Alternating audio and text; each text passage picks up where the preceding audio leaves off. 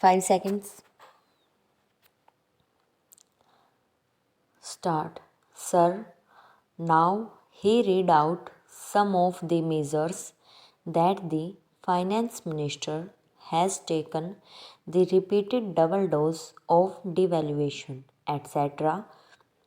The fact is that there was exchange rate situation not in line with the market.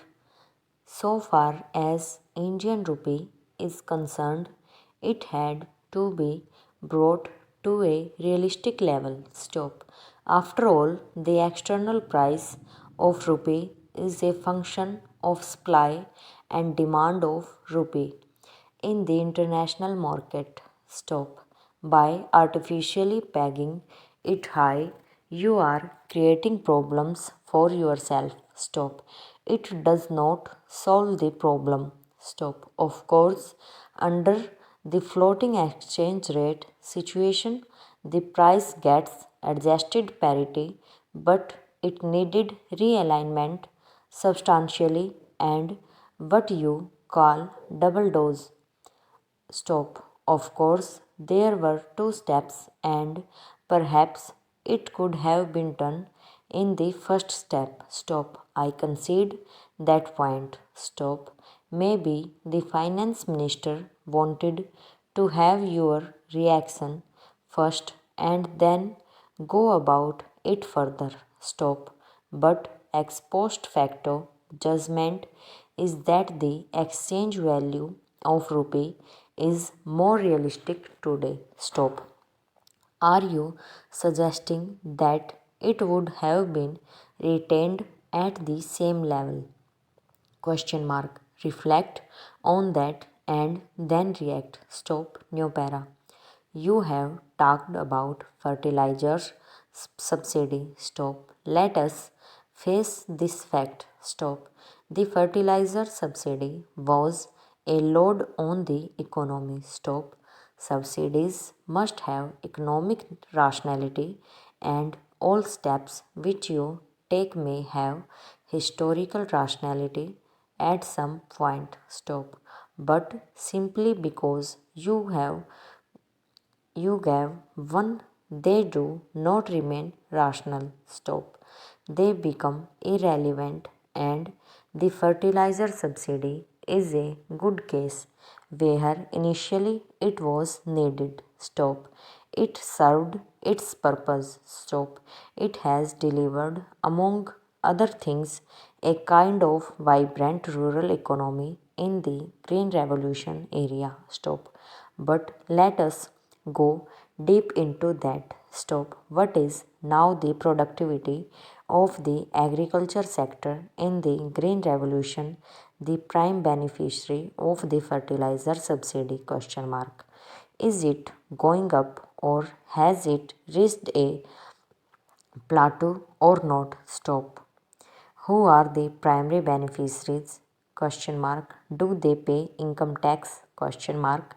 Are they not the beneficiaries of frequent procurement price rise twice in the previous government? Question mark. Of course, you had your voters to reward. Stop. Political compulsions you had to face. Stop. Fortunately or unfortunately, it has not helped you in this round of election. Stop. But in previous round it had helped you. Stop. The other part is that is there other kind of subsidy for the agricultural sector? Question mark. If you want agriculture sector to flourish, we need capital intensity for economic development. Stop. In the rural areas, the public distribution system a virtual non-existence. Stop. If it is brought to the benefit of that, we welcome it. Stop. We know more sugar is consumed in the urban sector, and by that more subsidy is diverted to a relatively affluent urban classes, which is wrong in my judgment. Stop. Now he has talked about the plan allocation. Stop. The fact remains that even in the context of a deep economic crisis, the financial allocation for the plan has been retained as proposed in the interim budget. Stop.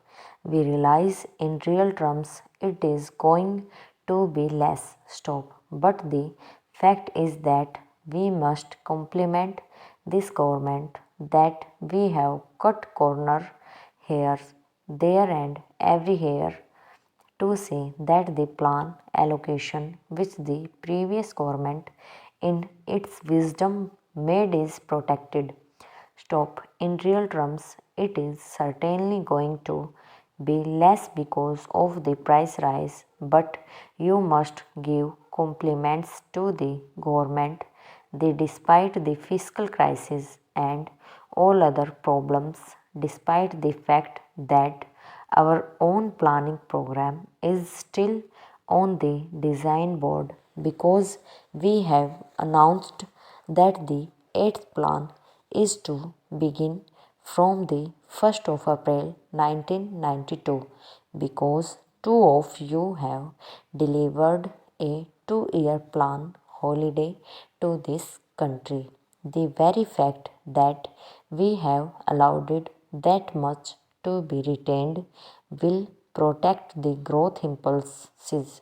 Stop. But more important, within the plan allocation, priority has been given to the rural sector and to the agricultural sector. Stop.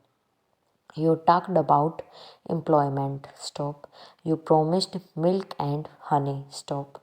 How many jobs you created, I leave it to your wisdom. Stop.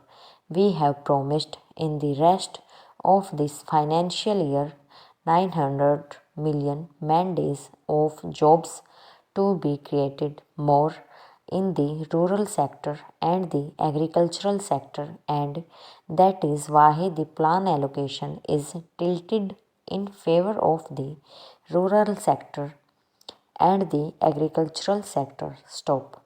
That was one of your election promises. Stop.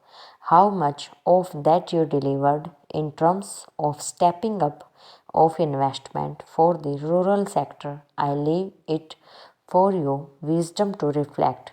Stop. Now it is not only the rural sector, the agro industries that is going to benefit. Stop. The social sector such as education, health, etc. Stop. Will ultimately generate additional employment opportunities here. Stop. Madam, our friends talked about public enterprises. Stop.